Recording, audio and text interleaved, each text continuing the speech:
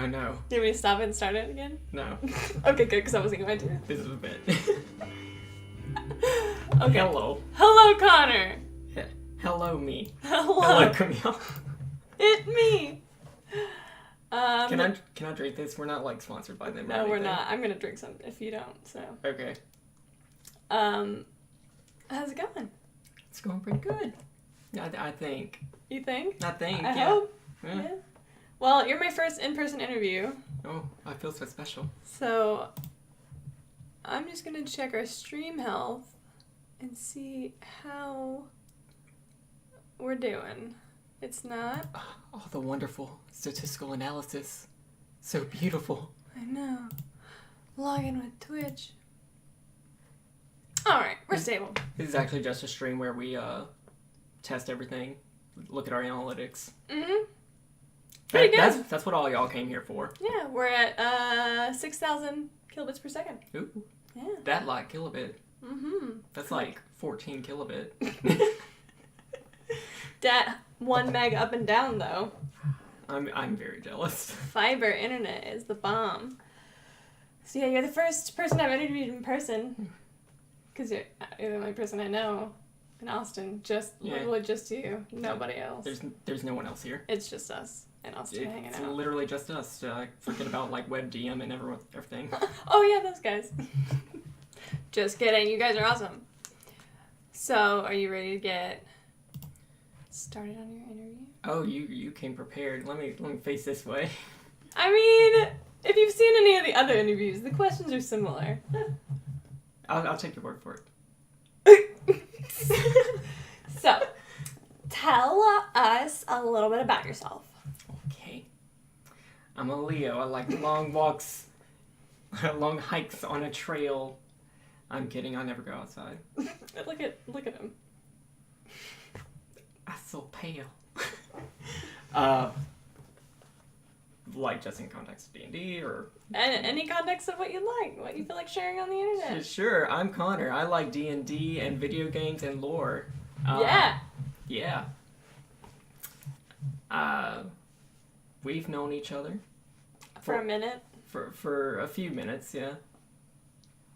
Was it your freshman year? It was my freshman year, yeah. Do you want to tell the story how we met? Okay. So, you're a very nurturing person. And you wanted to take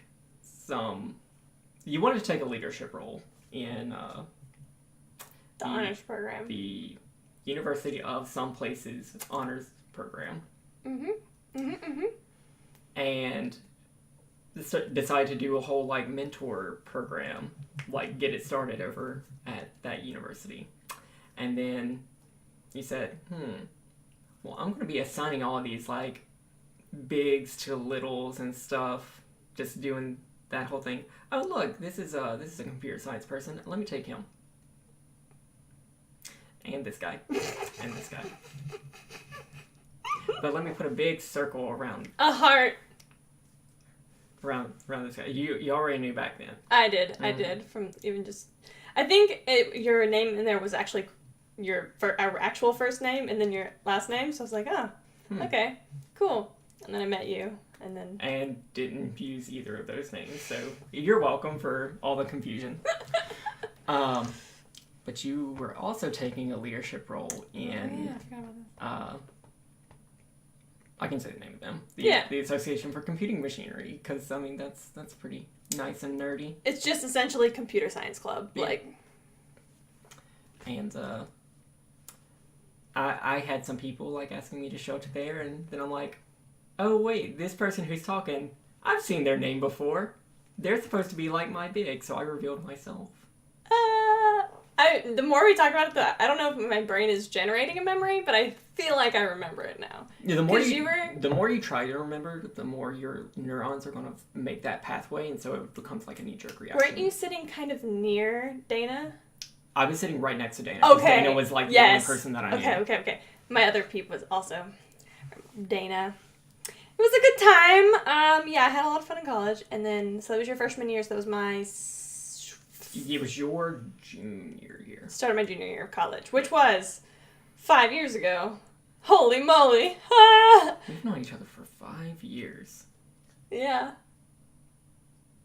The only person I Feel like I've known you my whole life. Oh! The second that Connor and I first met, there was like an instant kind of like, hey, you're my person. Hi. And you love dogs. Yeah, And so I you had immediately took, just like grabbed me, led me out of this 3-story building, going across the streets to the houses on the side of the campus. Yeah, I lived next door to campus, and so I'm like, hey, come meet my dogs! And we just sat there, and I pet your dogs a lot. It was good. Speaking of dog, Max. I'm hiding him from view. I'm shielding him He's sleeping. from everyone who would cause him sleeping. harm. Yeah, he's a good boy. I think he's a little cold. Oh. So, yeah, we did not play D&D together back then. No. Was this before? This had to be before you. Because I started playing my senior year of college. Mm-hmm. The end of my senior year of college. Okay. So you started playing the end of your senior year of college. Mm-hmm. And the bug bit you. You were playing Pathfinder with some... No, I was actually playing 5th edition. Oh, you were playing 5th edition. Mm-hmm. 5th edition was out in 2015? Yeah. Oh. It's just, I think it's, I don't know. We were playing 5th edition. Neat. I was a ranger. Ooh. A half-elf ranger. Anyway. My brand. My brand. But Pathfinder was available for, like, free, or at least the core rules were. Yes. And so, when we, Connor and I first got an interview, or not an interview, we started work together at the same company that following summer. Yeah. And there was a bunch of people in this intern class, and we're all fucking nerds. So, somebody was like, hey, does anybody ever play D&D? And I'm like, I played it like twice. And they're like, we should do a D&D group. I was like, okay. And so they said, who's going to be our dungeon master? And I'm like, well, I'm bossy, so it me. Let me do it. Let me do it. Yeah. And I had never played a fantasy RPG. I'll put a little, like, asterisk there. I had played one role-playing game before. Oh. This is new lore that Camille's getting right now. Spacey. It was a Star Wars RPG. I knew nothing about Star Wars, so it was pretty much like just dumping this person into Cypher. Or literally anything else. Roll the dice, had no idea what was going on, because you can't read Star Wars dice. Oh! Great! I think Curly Kate actually has some Star Wars dice that she showed me, and I can't actually read them. Like, they're so... Aren't they just weird. Stars? I think so. Oh my gosh. I don't know, it's been 6 years since I played Star Wars. Eventually I did go back and watch all the movies, and I love it now. Yeah. But yeah, didn't know anything about lore then. But whenever you started this group to play Dungeons and Pathfinding. Yeah, we're like, I did some research and I found out Pathfinder was free, and we were all fucking broke. Stupid broke. Real broke. So we decided to do Pathfinder. Yeah. Let me tell you guys real quick. I have played Dungeons and Dragons like 2 times before I ever DM'd, and I will admit, I'll be the first to admit, I was a hardcore railroader. I wanted to tell a story, and I wanted my friends to listen. That's all I wanted. Mm-hmm. I have learned a lot since I first DM'd for Connor. I feel like everyone's first session might need to be a little bit railroady. Yeah. That's why it's definitely easier to start with a single session. Yeah. Other than like an overarching campaign. But everyone wants to jump into like the overarching campaign. Immediately after you started DMing this and I started playing, I was like, this is freaking awesome. Can I curse on your stream? Yes, It's fucking awesome. And I was like, this is something that I want to start doing for my squad back at the University of somewhere or other. And so I got a group of some of those players. don't mind as we just keep like backwashing. It's fine. He's my brother. I don't care. At some point in our friendship, he became my little brother. Yeah, we're just like. Like, didn't you say to Liam O'Brien that I was your sister? I did. You guys, you said my sister gave you a hug. You guys know I have to bring it up literally once a day, or it disappears. So. I mean, that's how you stay relevant. That's how you stay valid.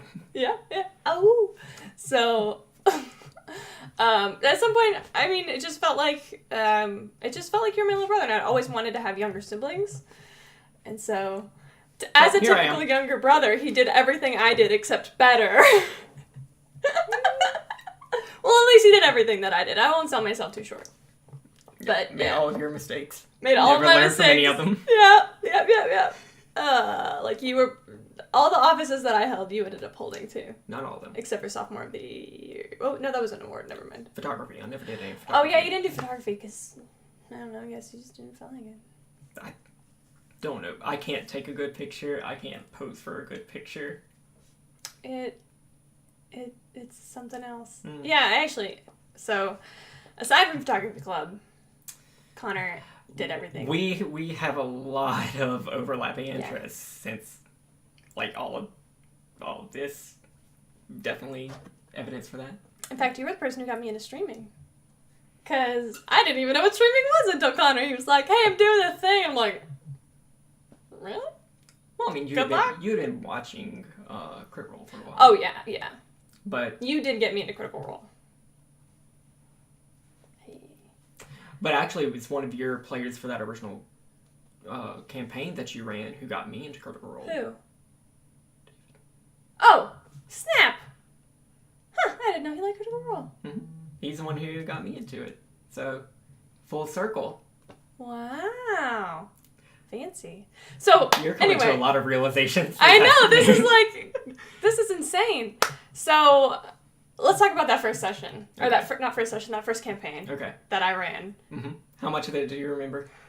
Guys, I have a bad memory, okay? I have a really bad memory. I'm starting to remember more and more. Why don't you tell us what happened? Did you remember? Tell us about your character first. So, the first character that I ever ran. The first time... Here, let me preface this by saying, in any new game system, the first thing that I want to do is say, how do I make a werewolf? And you can get pretty close in Pathfinder. But, you know, for your first character, you want to stay, like, pretty close to core rulebook. So I'm like, oh, druid. That's basically a werewolf. Druid's real cool. Druid's real cool. And I remember your backstory was that you didn't know your parents. My backstory was Oedipus Ray. He was, like, child of prophecy, abandoned by his mother because he was going to cause ruin for the kingdom. Did you make that up, or did I make that up? Or did we make that up together? We made it up together. Yeah. And I specifically said, like, the coolest backstory that I think I can come up with is ripping off Oedipus Ray.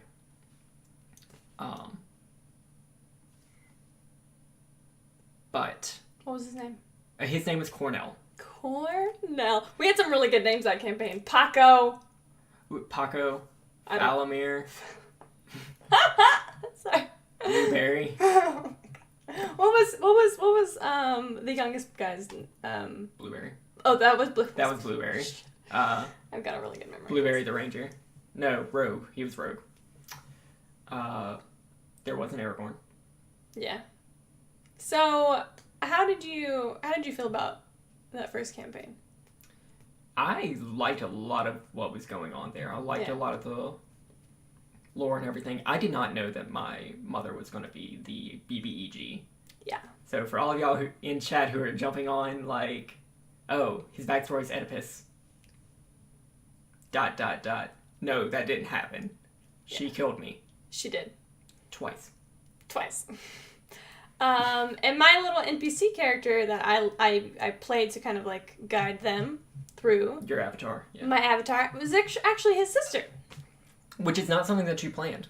No. It was just a happy little coincidence. Yeah, happy little trees.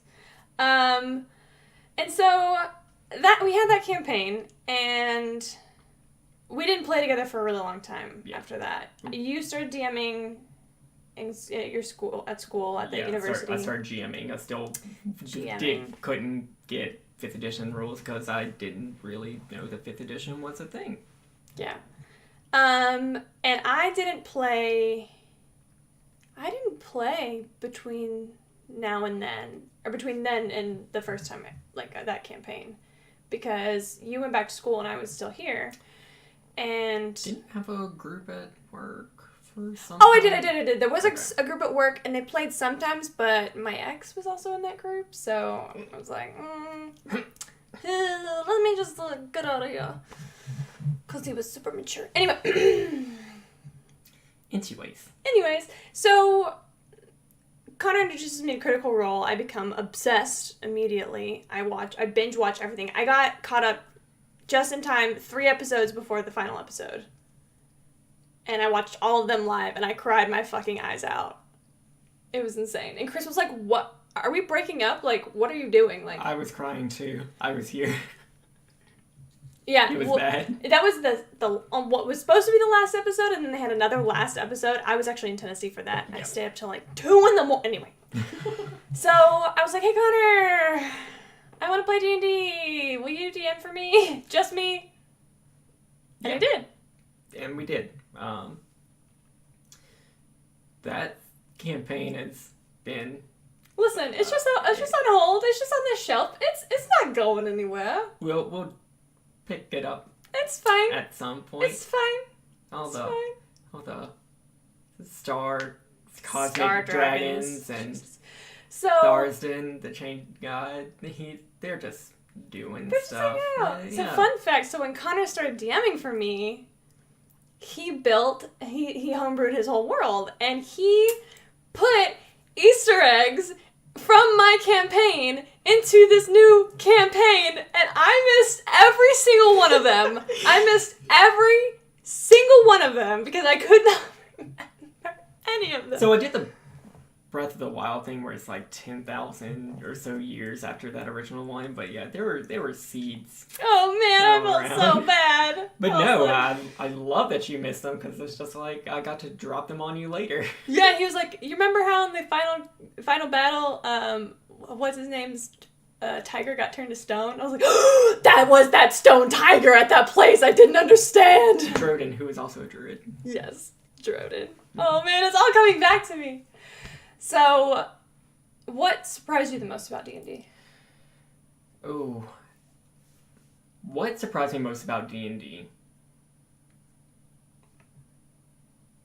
So whenever we first started playing, I was like, okay, this is a cool, fantasy game. I've played, Elder Scrolls. I know how a, fantasy role-playing game is, supposed to be played. Right. Hey, this is really cool.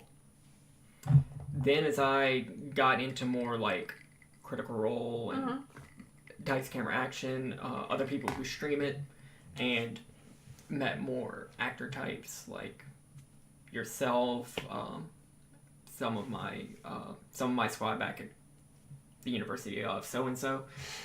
At such and such place? Yeah. University of Nowhere. Pretty much. Very small school. I had realized that it could scratch a lot of itches that I was missing from back in old high school, whenever I was able to do improv and stuff. Yeah. I really miss that. I still miss that. Even at some point I did get into a little bit of voice acting. Please don't look it up because it's so great. I remember when you were doing that stuff. It's so great. I'm so good.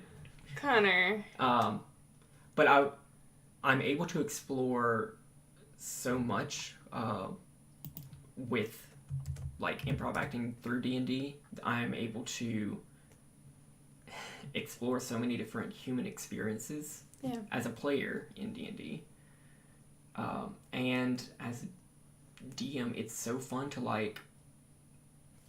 remix stuff or build it all your own and drop it in front of your players and see how they react. Like, Yeah. yeah, it's so fun. Yeah. Holy crap. Didn't know any of that going in. I'm just like, oh, we're gonna sit around, roll dice, and drink stuff. Drink stuff. Actually, so our first campaign that I ran, we weren't really roleplay heavy because I hadn't really experienced that yet. I hadn't experienced like the really good. There were a couple kind of moments that were good, but We weren't, but that session, whenever you're just like, okay, we're gonna be in the city for a little bit, you have some downtime. I was like, ooh, this is so good. Whenever we had a solo session, and you dropped a love interest. Hey. You dropped a love interest in there, and I'm like, the whole next week, I was just like, oh my gosh, what am I going to say to her? Like, we've got to wrap that up. We've got to like, I want to impress this fake person that is actually just Camille talking a little bit different. Like, oh no. So even back then, before I even knew what like role playing in a role playing game was, like, we were hitting some of those points. Yeah. I think it was always inside of us.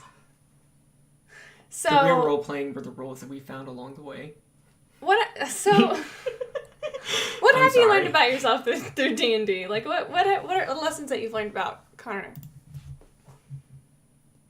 What lessons have I learned about myself? I'm terrible at small talk. And that's something that I already sort of knew. It just came to light. Maybe that's why we're such great friends, because I hate small talk. You gotta do big talk? Yeah, we always gotta do big talk. Yeah, you always gotta do big talk. I hate introducing myself to people. And that's something that continues right now. I think that the best way to get to know somebody is, like, playing... Stalk them forever? I'm sorry. Well, go ahead. Don't knock it till you try it. Playing a game, working on something together. All my best friends that I've made along the way, a lot of us met by me just, like, opening a box of Cards Against Humanity and letting terrible, terrible things happen from there. I've heard some of these stories. They were past my time, but I've heard some of these stories. Y'all crazy. That's all I want to say about that. Y'all crazy. Okay, so tell me about your favorite D&D memory.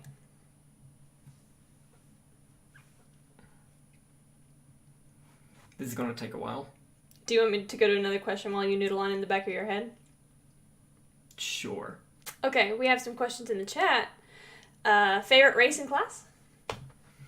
Whatever you can be a werewolf in. Shifters are great. I'll say my favorites right now, which are just the ones that I've made the most characters of. Dragonborn and SMR. I was definitely on a Dragonborn kick for a while. That's how I got the characters. Jaharth, who is a Silver Dragonborn Paladin of Conquest. Oh. He's been the Paladin of both Dragon Gods. In different versions of him. There's Rogar, the White Dragonborn Sorcerer. Draconic Bloodline. Because he's a redundancy. I know. And Blake, who I'm currently playing on Monday nights. Hey, check it out. Hey, check it out. Twitch.tv/The Indoor Adventurer, because I always forget we just rebranded. Oh, okay. Yeah, it used to be Indoor_Adventurer. So check out both places. Hey, check it out. Who is a blood hunter. Blood hunters hurt themselves more than anybody else. That's why he's a ranged blood hunter. Because I fuck with myself more than anybody else. Because I fuck with myself more than anybody else. This is an exclusive Open for Adventure experience watching Cybrwulf1201 dance and sing. It's quality material. Yes, let's say that it's exclusive.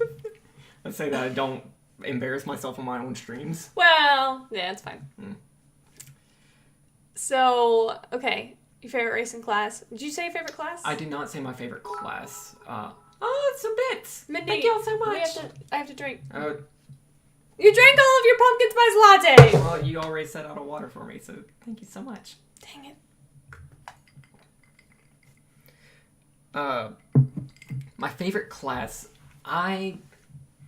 it's hard for me to stay away from druids, and I say that, it's a lie, because I haven't rolled a druid for a while. In fact, I've been on a warlock kick. Hey. I think that they're very interesting, narratively. Yeah. And even though they don't have a lot of spell slots, oh, thank you so much! Oh, you guys are very sweet.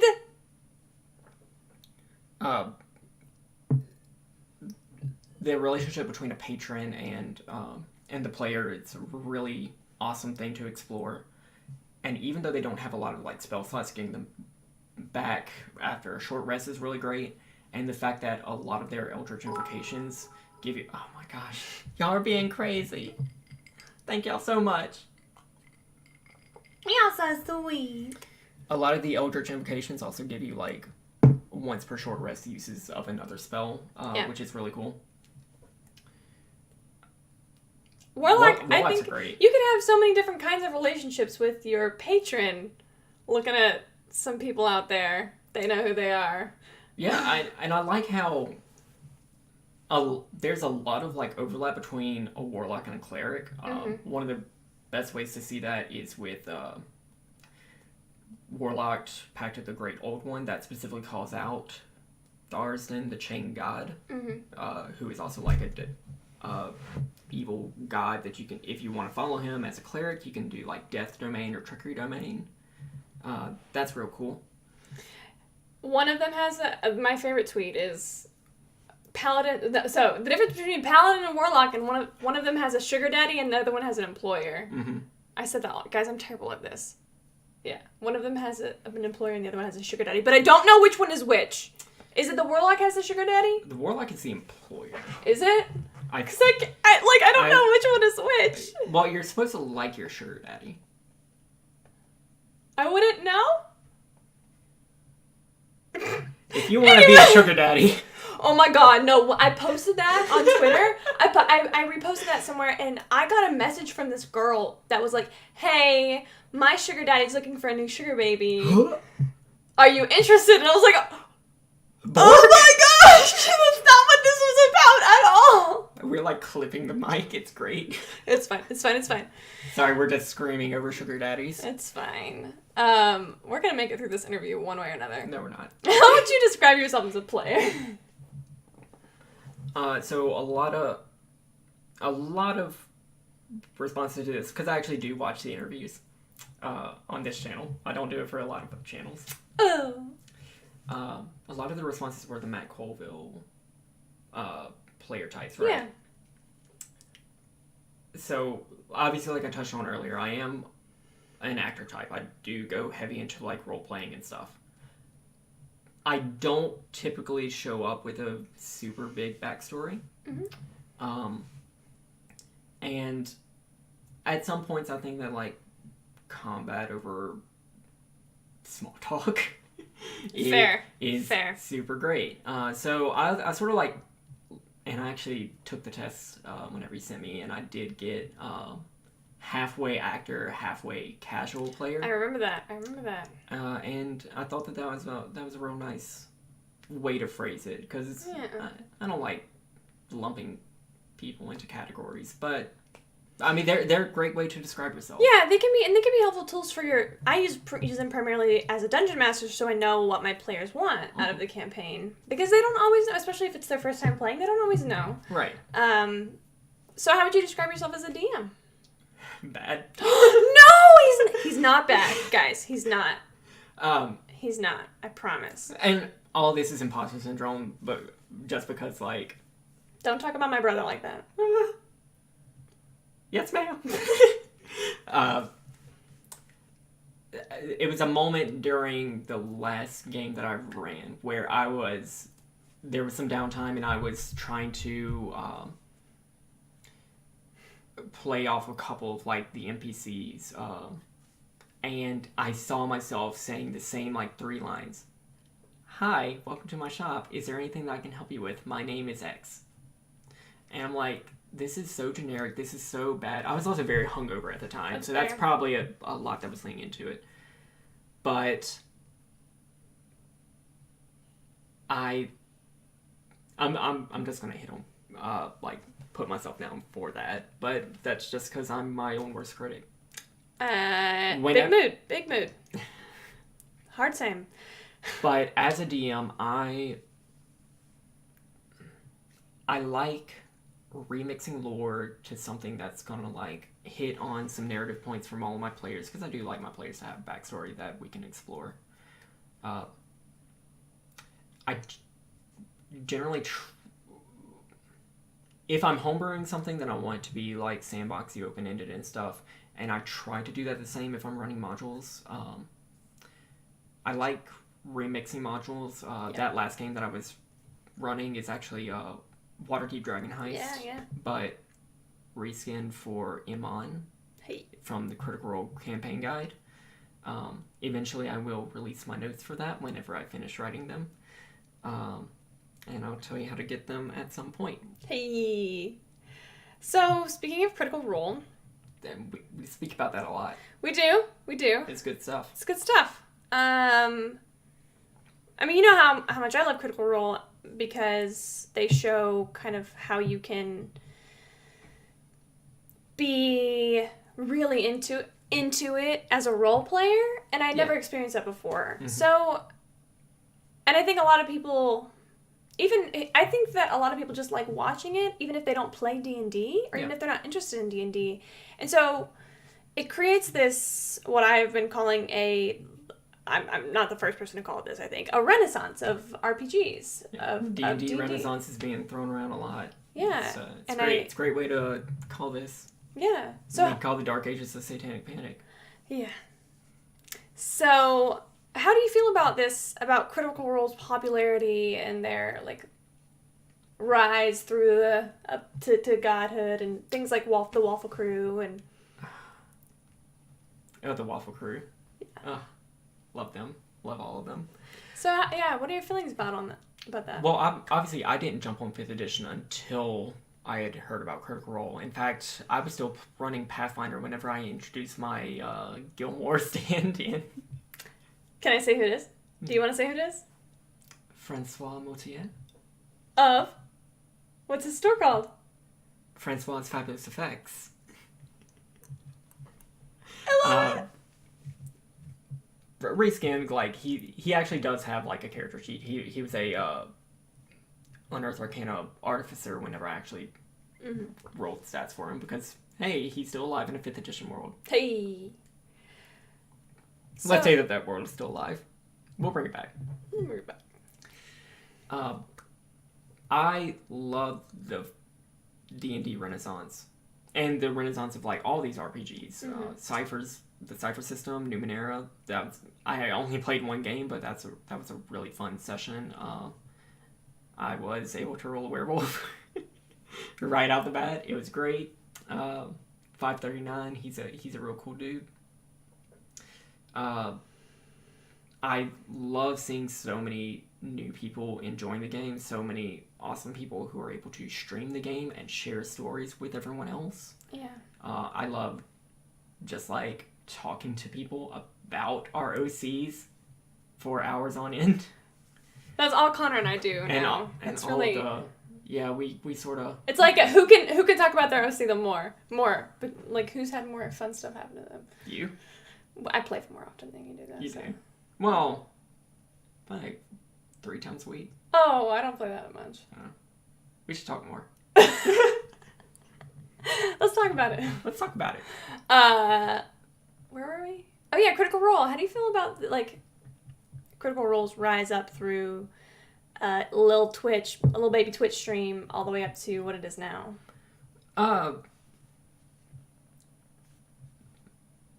That's kind of, they were standing on the shoulders of a pretty big Twitch channel, and now are starting their own stuff. Yeah. I thought that's a really great business decision for them. Yeah. The fact that they gave rise to so many other great D&D channels, I might be wrong, but I think D&D didn't start their own Twitch channel until after Critical Role got famous. Someone in chat can probably fact check me on that, but at the very least, Dice Camera Action didn't get big until a bit after that. Yeah. With the release of Curse of Strahd. Mm-hmm. I love it. There's more creativity in the world. As more people play more characters, hopefully a lot of them become more empathetic. Learn to live inside other people's shoes. Yeah. Yeah.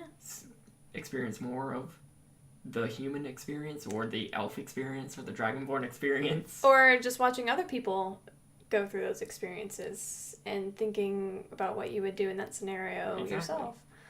Yeah. Oh, so many bits. Thanks, Live Needs Things. You're so sweet. Oh, did that round them out to 100? Because I think they did 99 bits earlier. They're at 455.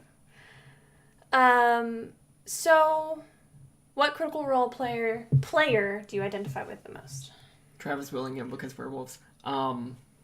Guys, As a player, if I had to drink every time Connor said werewolf, I would. It's October. It's spooky month. Yeah, I have a quota to meet. Oh, thank you so Holy much. moly! That's so many bits. Mindy! I swear. That's so many bits. Oh my gosh. If you were a player on this channel and you're... Whatever, I'm not... If. She knows. We're gonna fight. Yeah, Twitch gets a lot of that. But I mean, hey, you're supporting the platform. That's cool. Does that mean finish the drink? It's water. This is water. If you want to bring us some alcoholic beverages, knock yourself out. They're just encouraging us to stay hydrated, which is important. Stay hydrated. Yeah, that's what we thought. That's what we called our excessive drinking in our Pirates One Shot. We were overhydrated. Ooh. So is it really Travis Willingham?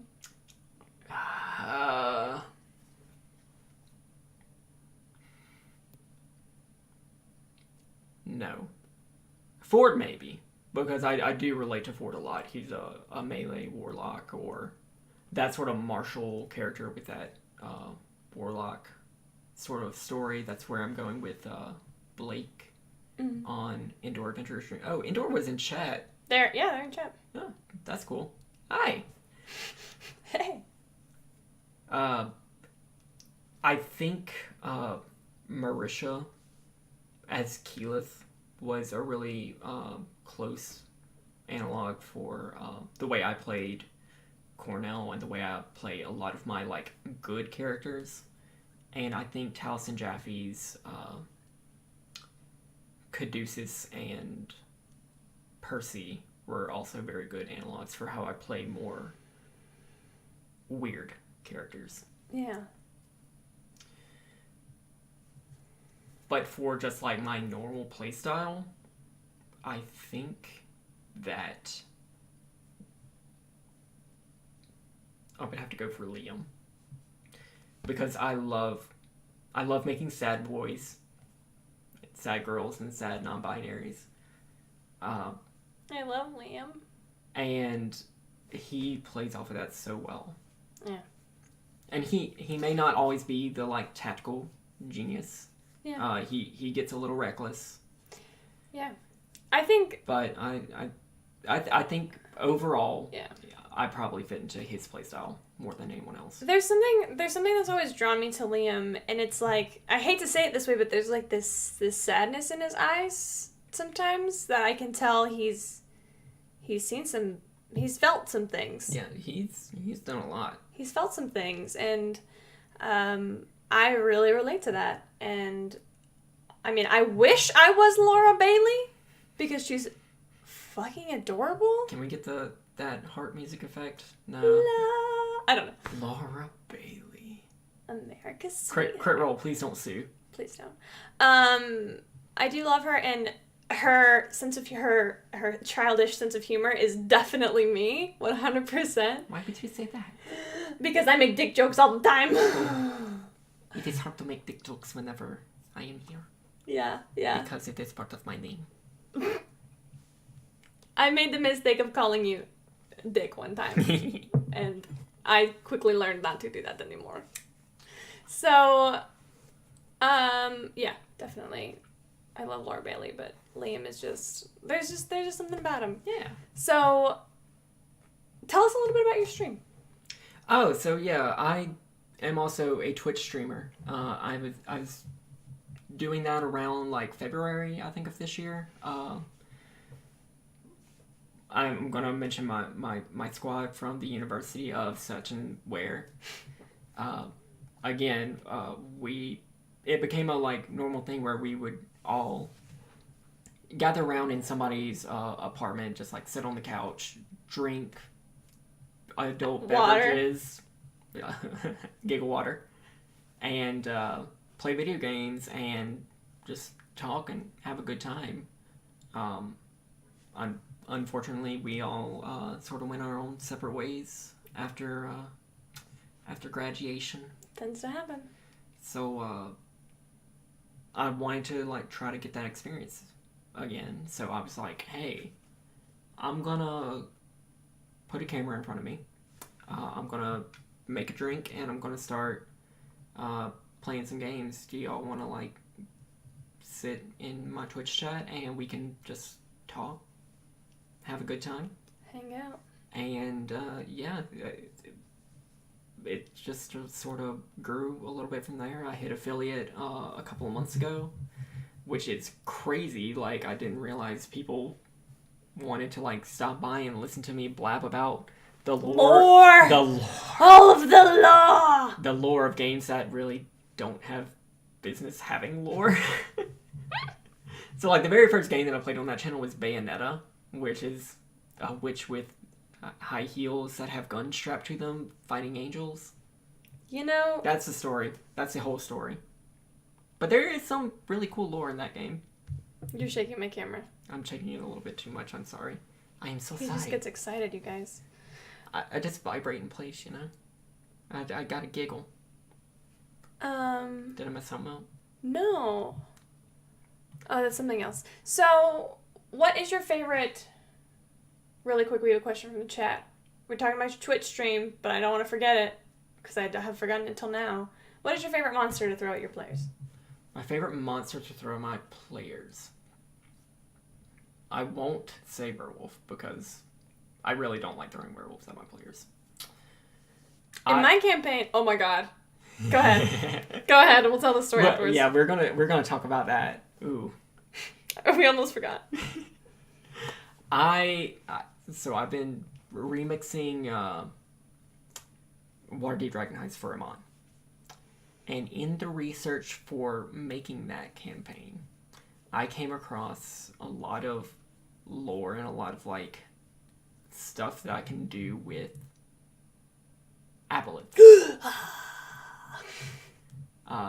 Giant psionic catfish eel monsters that sort of were the gods before the gods descended on the earth. They're squishy and slimy and wonderful. Just like my... No, never mind. I don't know where I was going with that, guys. Just like my sushi. Huh.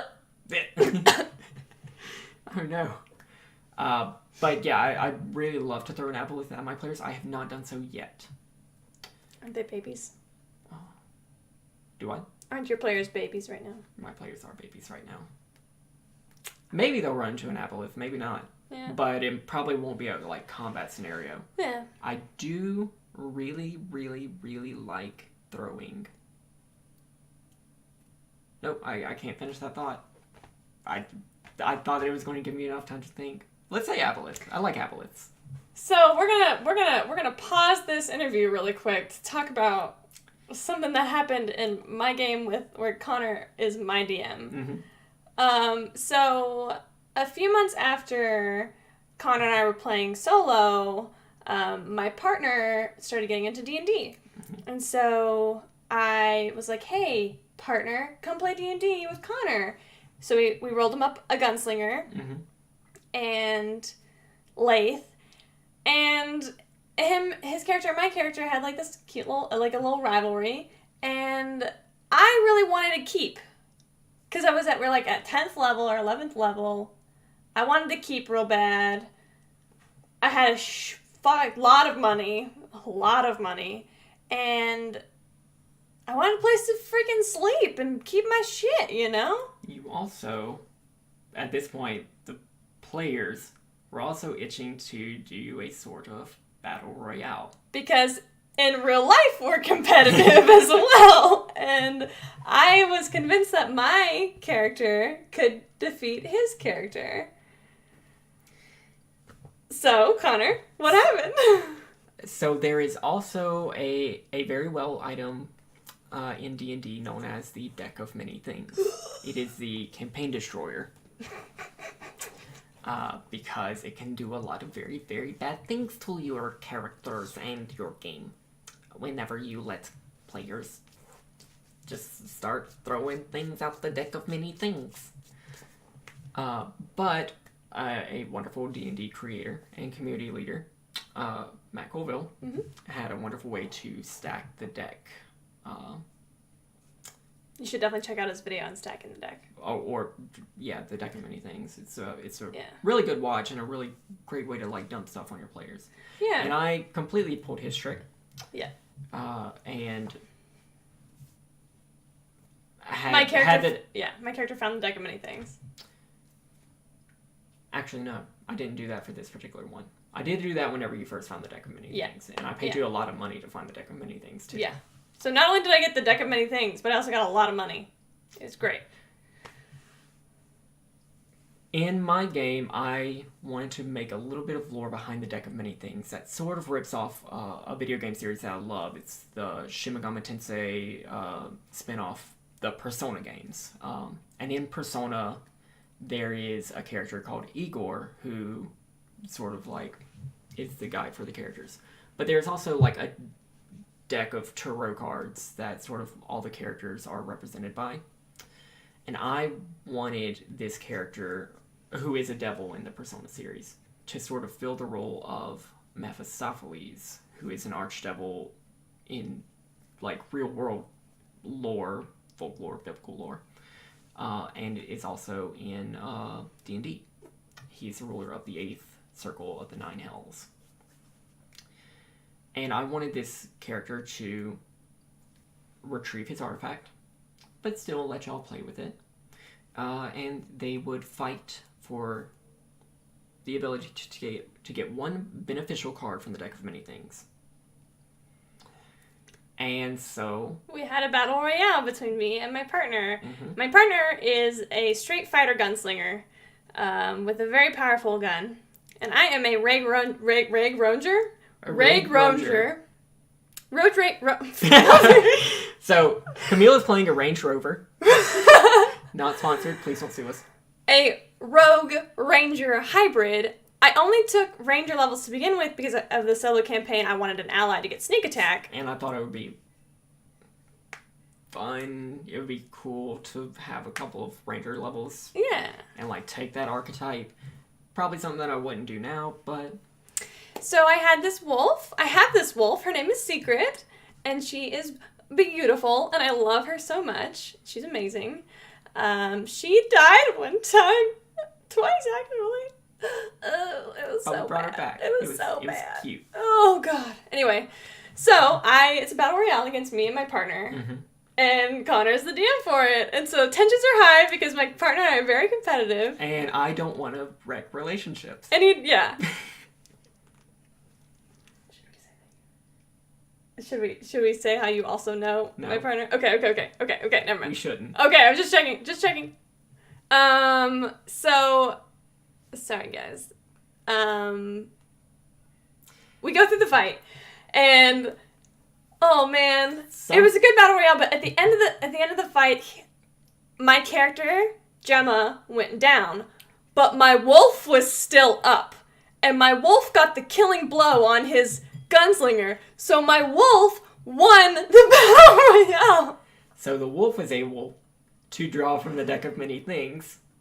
Not the owner. Not the owner, and she got a keep. So my wolf has a keep. Yeah, so I decided that the way to like give them because she signed the contract with her paw. Yeah, she did. She stamped the paw, like she was in there too. Which would have been real interesting if like she was still up. Which I'll both be fighting each other. Good thing we don't have to worry about that. Yeah. I don't know. Maybe I'll just think about that for next time. Don't make me kill my wolf. But the wolf is able to draw Throne. I think it was Throne. Throne is the one that gives you a keep. And then I gave y'all just a little mission where you had to clear out a keep that I completely stole from the Elder Scrolls 4 Oblivion. But it's cool because now I have a map of my keep. Yeah. It's in Elder Scrolls. But yes, so my wolf owns the keep. She's the lady of the house. And we just live there. And I sort of gave y'all some staff. Yeah, and my staff is all, they're all werewolves. Because I'm like, who would actually work for a wolf, but also still be able to talk to everyone? Werewolves, why not? I already had some werewolf NPCs and stuff that we will not talk about. So, you also play on a streamed channel.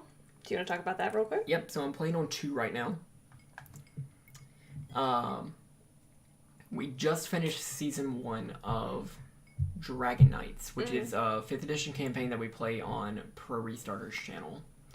That's twitch.tv/Pro Restarter, all one word.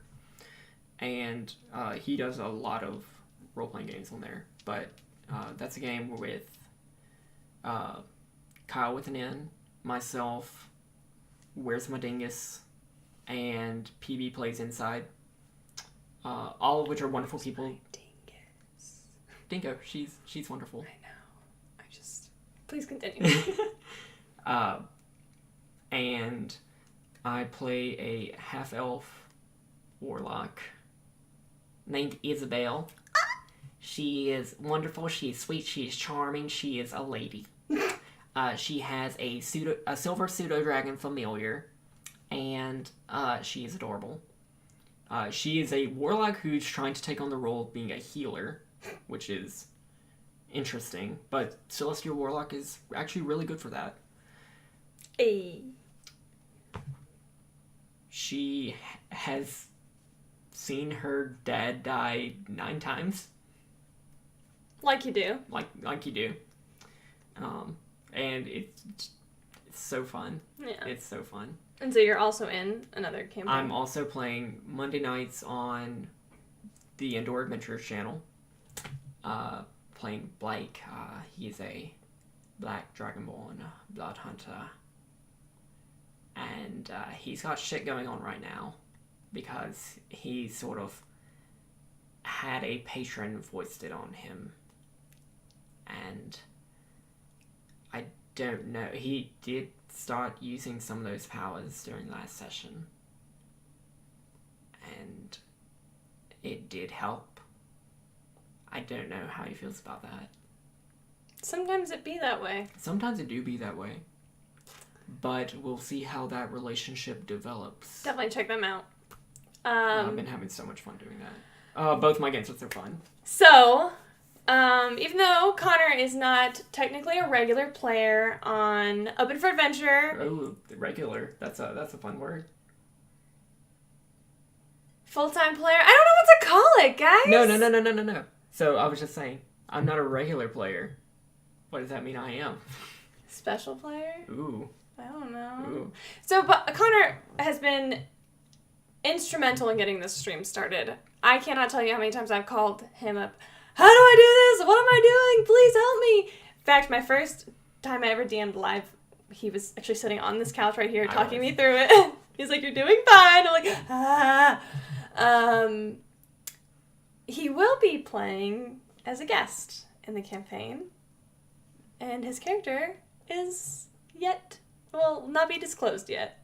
You gotta watch for Adventure to find out what his character is. So let's roll for stats!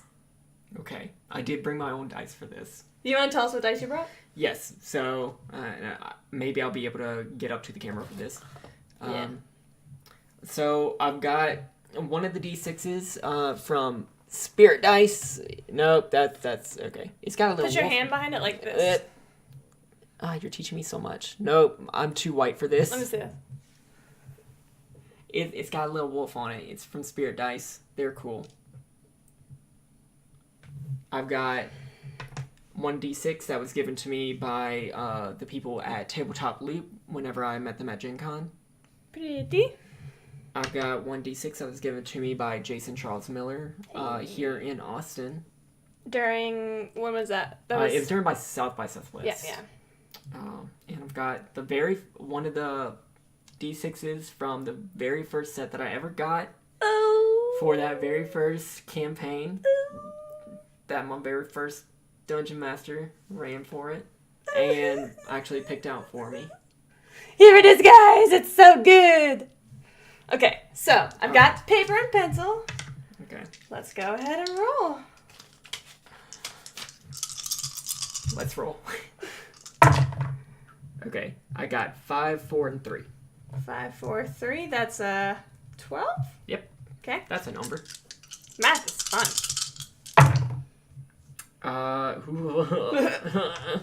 It's a 3, 2, and 2.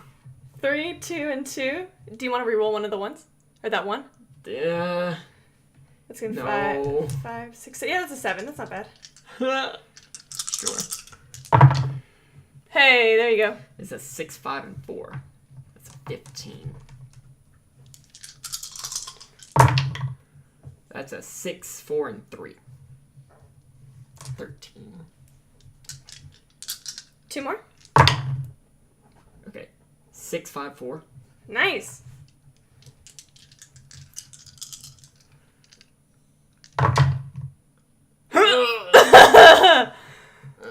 4, 3, 4, 2. What is that? That's 4, 5, 6, 7, 8, 9. That's a 9. 9, that's acceptable. 12, 7, 15, 13, 15, 9. Can I re-roll this one? You can re-roll that one. It's a 1. It's a 1! Oh, bless. Ooh. So, Well, these are your stats. Do you want to take this home with you? Yeah, you can put it in this Here. crit roll bag. And that will be his new character that will come on the show sooner or later. Okay, are you ready for the lightning round? Lightning round. Lightning round! Gotta go fast. Okay. Cookies or cake? Cake. Cat or dog? Doggo. Tea or coffee? Both. Summer or winter?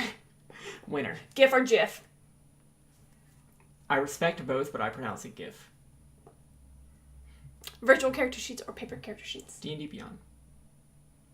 Virtual dice or physical dice? Physical dice. Bard or sorcerer? Sorcerer. Cleric or druid?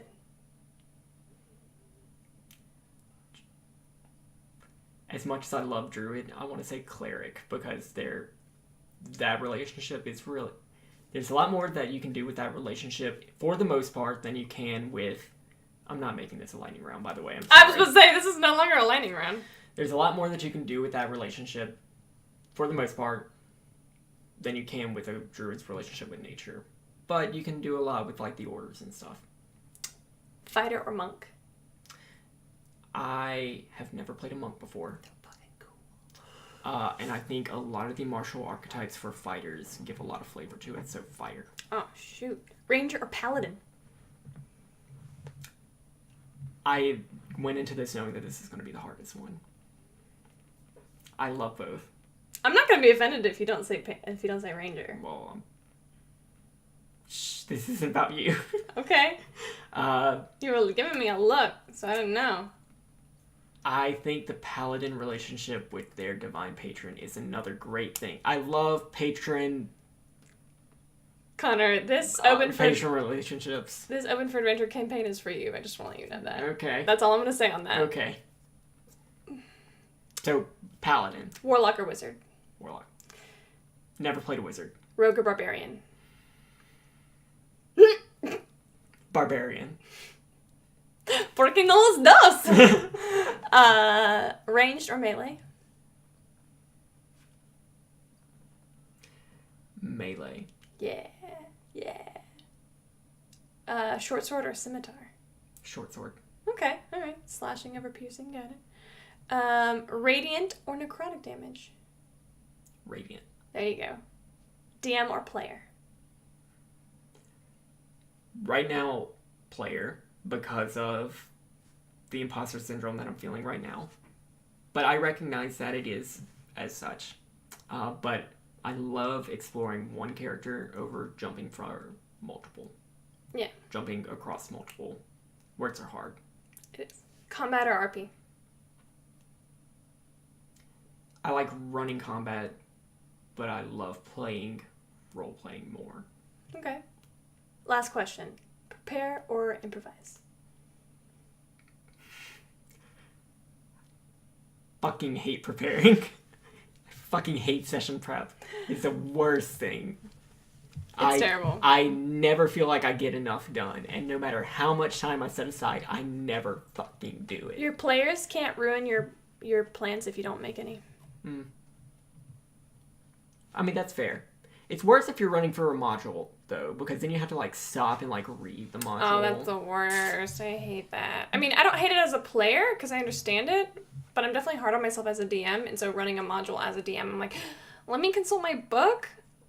Like, I want to know the answer in my heart, in my soul. That's why I like the, like, one-page adventures. Yeah, like Veils and Vengeance. Veils and Vengeance is a good one. Did you do the Cat's Meow? No, I didn't. Okay. I was going to run that for my friend and her family, but we didn't get to. Well, I might run the Cat's Meow at some point. You want to do it on Ofray? I challenged myself on Let's Talk About It, which this episode hasn't come out yet because I'm not nearly done editing it, to run a number of one-shots on my own channel. Okay. We'll host you. Before the end of the year. Okay.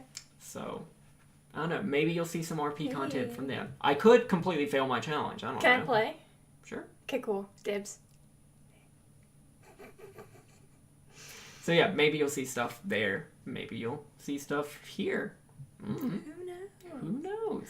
Oh, it's just a crazy hope. It's a brave new world, you guys. It's a brave new world. They give anybody with a laptop the ability to make this stuff now. So who knows what kind of content you get? Yeah. So, are you excited about Open for Adventure starting on Sunday? Oh, so much. So, I normally have a person who I tell all of my DM secrets to who's not in the campaign. Previously, it's been the Kates, as they kind of joined my last campaign later until they got to all the inside knowledge and they got to know all my surprises coming up because I fucking love surprises. So, yes, very rude. So now Connor gets to be that person. And so now he knows all my DM secrets. And he knows what's coming up. I know all the lore. I do. Well, I know a lot of the lore. You know a lot of the lore, but there is one thing that I gotta tell you that I've been like sitting on for a minute. I'm so excited. I'm gonna hear about that as soon as we end this. Yeah. Hopefully. Yeah. Maybe. Yeah. And so, oh my god, I'm so excited. I mean, there's two of those relationships there's two particular characters that I think you are going to really, really cling to in this, and you'll see why whenever they start. Mm-hmm. So, yeah. I'm so excited, guys. Tune in on Sunday at 4 o'clock Central Daylight Time. We will be giving away a dice tray. It's not this one. Can you reach it? Not without checking your camera. Nope, it's fine. I can't do it. Sorry. We're going to be giving away a dice tray to one lucky subscriber. If you're active in the chat, I know that there are several people who like to gift subs. Like, Life Needs Things likes to gift subs. It's like a hobby. I just run this channel. Definitely helps grow the channel. Yeah, for real. So if you're just active in the chat, you might be gifted a sub. Or if you like us and like what we're doing, but you want to wait until you actually see us play, like, that's totally cool. We're going to be giving away at the either the middle or the end. I haven't decided yet. And it'll just be an entry. You'll just type a word into the chat, like a typical giveaway. Mm-hmm. We do have merch! This logo was designed by yours, mine, and our beloved Arsqueef. Arsqueef, love that guy. He's very good. He also designed this one. Yeah! So if you want some merch, go on over. Guys, don't buy the crop tops. I'm gonna take them down because they're for babies. They're not really, they're like, it's like this. It's like a... All of them, or just the smalls? Well, I got smalls, and they're extra small. Like, I'm gonna have to get a large at least. But however, this is a small, so I don't know. So I mean that one fits. Yeah, Nice. It fits technically. Yes, very excited about our merch. Very excited about our logo. Very excited about our players. Very excited about our guest players. So excited! Very excited about our channel. Yeah. Very excited about our people. We're just super pumped. Oh, apparently the tri-blends are small too. Yes, the tri-blend. They fit small too. Mindy ordered one and she got it very small. Mm-hmm. So before we sign off, is there anything that you would like to plug or anything exciting coming up that you want to talk about? I've already been doing that throughout the channel, but let's So go ahead and plug your Twitter and your go ahead and plug your Twitter and your Twitch. All right. So you can find me on Twitter, where I tweet things. I tweet. Yep, that's how I spell it. So I tweet random shit posts, or I talk about Critical Role and D&D. Yeah, that's how you do it. Link was dropped in chat over that way. I try to do the fourth wall thing. Yeah. Yeah, and I usually tweet about what I'm doing there. You can also find me on twitch.tv/Cybrwulf1201, but it's spelled weird. It's spelled CYBRWULF. Yep, that's how you do it. Where I play video games badly. He's a lore master. Keep an eye out for me on that channel, because I also play video games badly. Guys, I did not grow up with video games, okay? I grew up with Zelda, and a GameCube, and that's it, and Game Boy, and that's it. So I'm gonna go to Connor's place. I'm gonna sit on his couch. I'm gonna play a video game for the first time. You'll be my very first couch surfer. Yes, and it's gonna be a really good time. I'm really excited for it. I'm so excited to see how you go through this game. Yeah. So maybe you'll see some familiar faces on it. And like I said, if you want to see some D&D content that I don't produce but I play in. Right? Do what? Is that right? The Indoor Adventurer. Yeah, that one.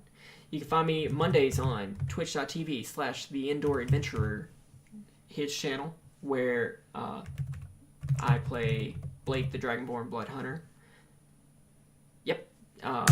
You can also find me on Saturdays, noon Central Time, and on Indoor Adventurers it's 7:30 Central Time on Mondays. So Saturdays, noon Central Time. You can find me on twitch.tv/ProRestarter. Not this Saturday, thankfully. We're taking a week break as we transition between the seasons. But that's where I play Isabel, the half-elf warlock. And yeah, good times for both. If you want to listen to me and Kyle with an N drunkenly ramble, and You do. You want to listen to it. We do. we do drunkenly ramble. And do some parkour, and drink a lot, and sometimes talk about D&D. You can go to my YouTube channel, which I don't have It's a long link. I don't have a URL for it. If you like, comment, and subscribe, maybe I'll make a URL. But you can find it there. Fourth episode will be coming out whenever I finish editing it. Can I just say that you guys missed a huge opportunity by not calling it Let's Talk About It? That's only whenever we move to Austin. Yeah. And we eat tacos during it. That's going to be like the daylight podcast. Where we eat tacos. Oh my god. I'm really hungry for tacos. Let's go get tacos. Let's go to Torchy's after this. Not sponsored by Torchy's. Not sponsored by Torchy's either. Anything else you want to plug? I think that's it. Mm-hmm. Yeah, I think that's it. I usually plug Open for Adventure, but... That does. But you're already here, so good job. Hey! You found it. I'm gonna say it again. We are starting our campaign on Sunday, October 21st at 4 o'clock Central Daylight Time, which means 4:05 because it's Camille time. On internet time, Yeah. It's gonna have the beloved Baldur's Gate at Kate's D8. God, I mess up all of her stuff. Very Pale Ale. Curly Kate. We have 2 Kates. It's gonna be fine. It's fine. Mindy at MKY1713. MKAY1713 on Twitter. And Nevin, who does not have a Twitter. But we love him very much. Hashtag Twitterless Nevin. And it's gonna be a really good time. So definitely hop on by. Thank you so much for having me. Ooh. This is the soft content that you came here for. Okay, guys. We will catch you the next time we're streaming. We will be starting the campaign. Bye, guys.